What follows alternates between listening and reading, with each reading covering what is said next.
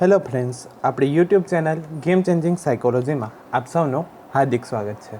આજના વિડીયોમાં આપણે પ્રોબેશન ઓફિસર અથવા જે વિદ્યાર્થીઓનું મનોવિજ્ઞાન છે એવા વિદ્યાર્થીઓ માટે જીસેટ અને યુજીસી નેટની પરીક્ષામાં મનોવિજ્ઞાનના જે અગત્યના પ્રશ્નો પૂછાય છે તેની ચર્ચા કરીશું. તે ઉપરાંત ટેટ, ટાટ અને પીએસઆઈમાં પણ મનોવિજ્ઞાનના અગત્યના પ્રશ્નો પૂછાય છે, તો એની આજના વિડીયોમાં આપણે વિસ્તૃત ચર્ચા કરીશું.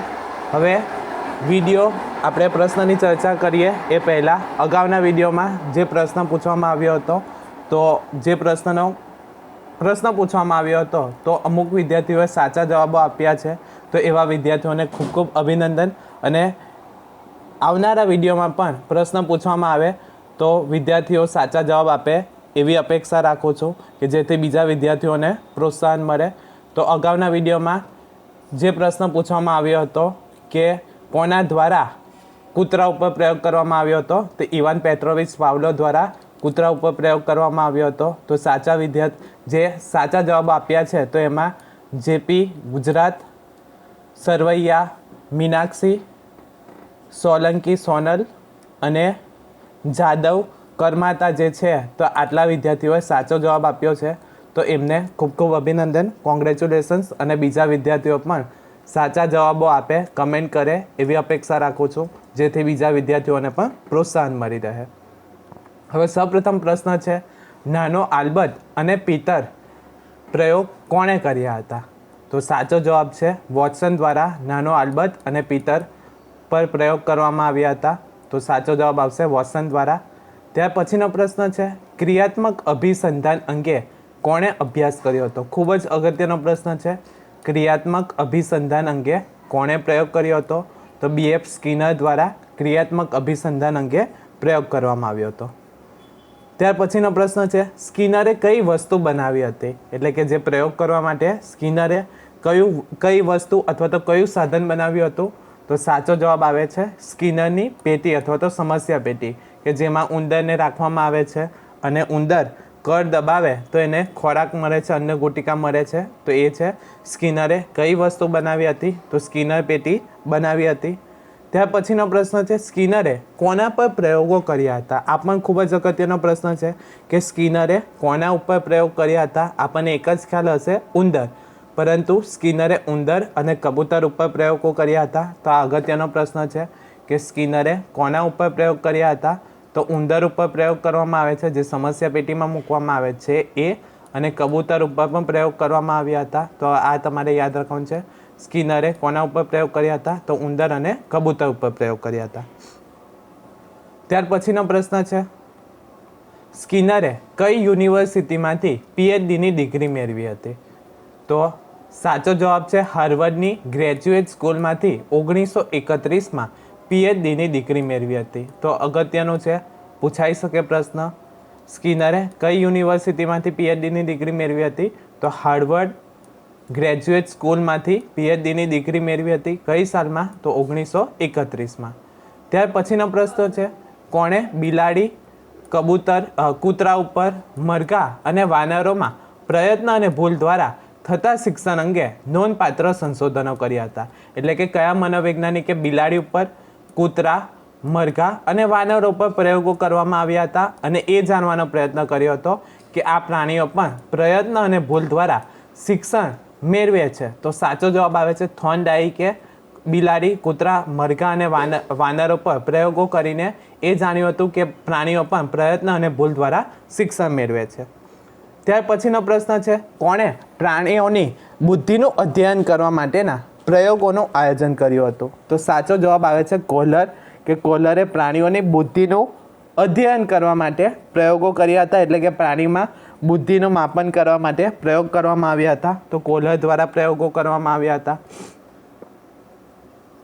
ત્યાર પછીનો પ્રશ્ન છે, બોધાત્મક શિક્ષણ સાથે કયા સંશોધકોના નામ સંકળાયેલા છે? એટલે કે જે બોધાત્મક શિક્ષણ, આપણે ઓલરેડી અગાઉના વિડીયોમાં ચર્ચા કરી છે કે બોધાત્મક શિક્ષણ સાથે કયા મનોવૈજ્ઞાનિકો સંકળાયેલા છે?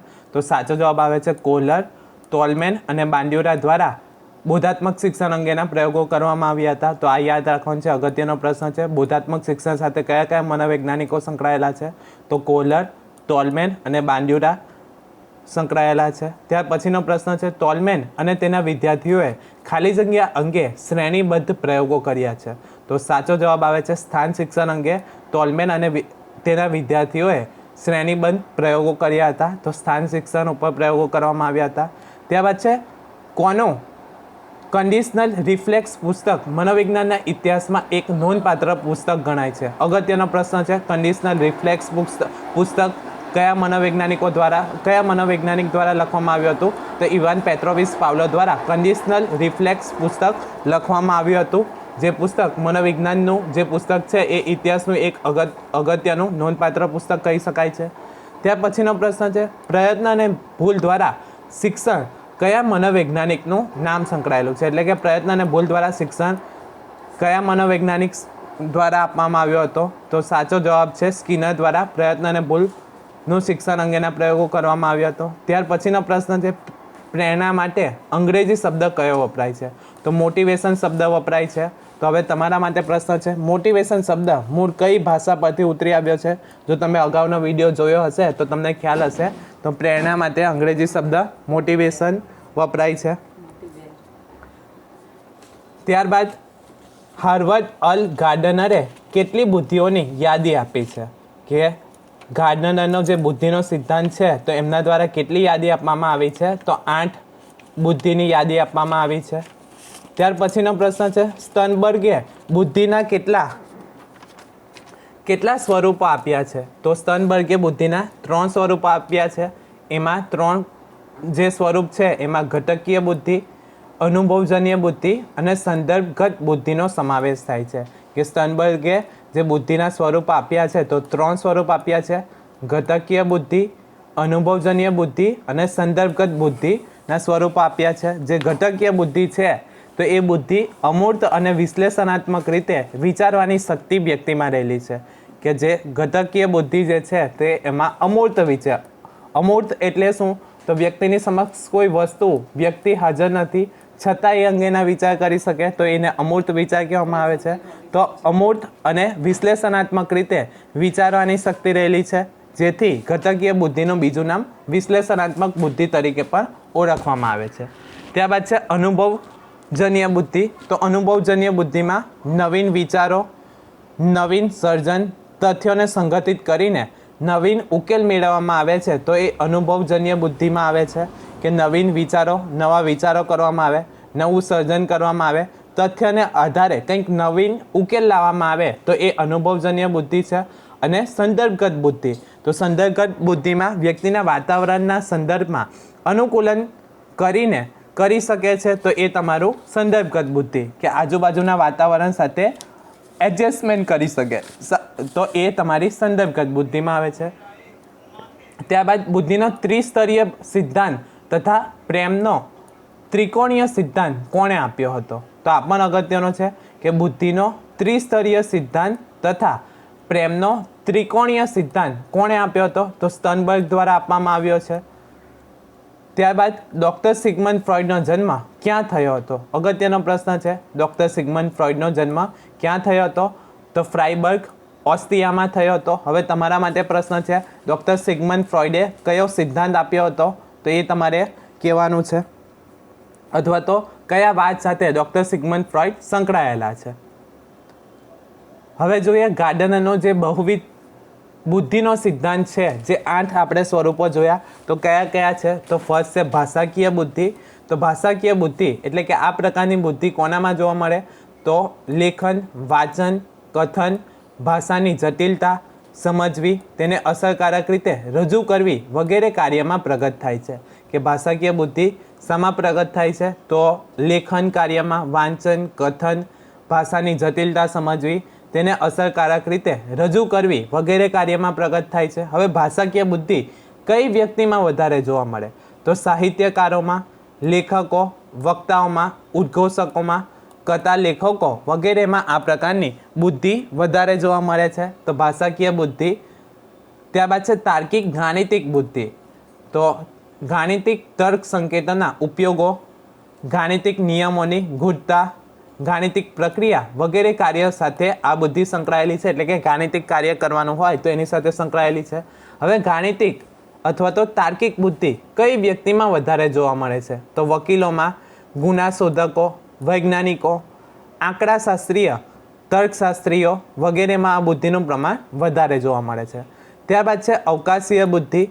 તો માનસિક પ્રતિમાઓ રચવા, અંતર વિશેના ખ્યાલોને આધારે નિર્ણય લેવાની ક્ષમતામાં, સમસ્યાના ઉકેલ, કોયડા ઉકેલમાં, ઓળખાણાની રમતમાં આ બુદ્ધિનો ઉપયોગ થાય છે. એટલે કે અમૂર્ત રીતે વિચાર કરવાનો હોય તો એવી જગ્યાએ અવકાશીય બુદ્ધિનો ઉપયોગ થાય છે. હવે અવકાશીય બુદ્ધિ કઈ વ્યક્તિમાં વધારે જોવા મળે છે? તો વાહન ચાલકોમાં જોવા મળે છે, ઓપરેશન કરનારા ડૉક્ટરોમાં, ઇજનેરો વગેરેમાં આ બુદ્ધિનું પ્રમાણ વિશેષ જોવા મળે છે. ત્યારબાદ છે દૈહિક શરીર ગતિલક્ષી બુદ્ધિ. તો આમાં શું જોવા મળે છે? તો શરીરના હલનચલન, તેની ગતિ, અંગ વિન્યાસ, અંગ મરોડ પર દક્ષતા કેળવવા માટે આ પ્રકારની બુદ્ધિની જરૂર પડે છે.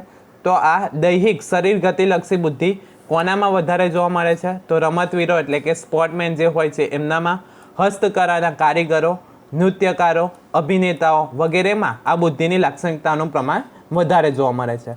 ત્યારબાદ છે આંતરવૈયક્તિક બુદ્ધિ.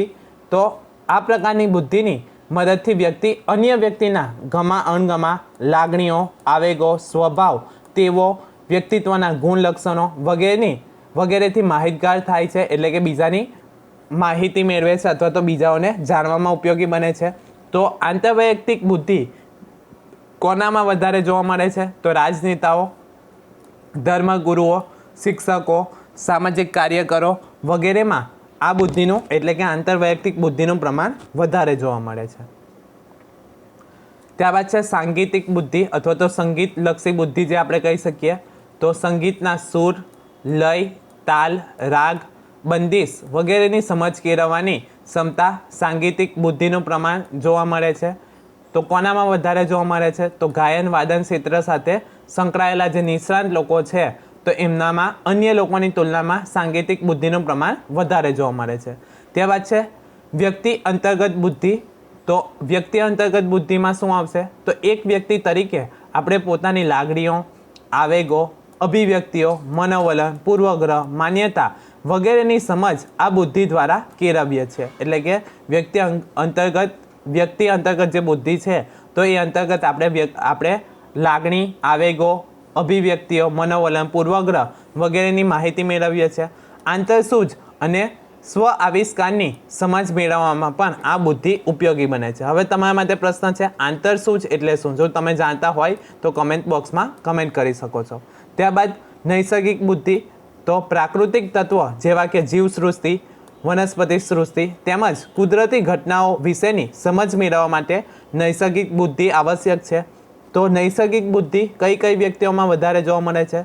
તો જીવ વિજ્ઞાનીઓ, વનસ્પતિ શાસ્ત્રીઓ, ખેડૂતો, વન પ્રવાસીઓ વગેરેમાં આ લાક્ષણિકતાનું પ્રમાણ વધારે જોવા મળે છે.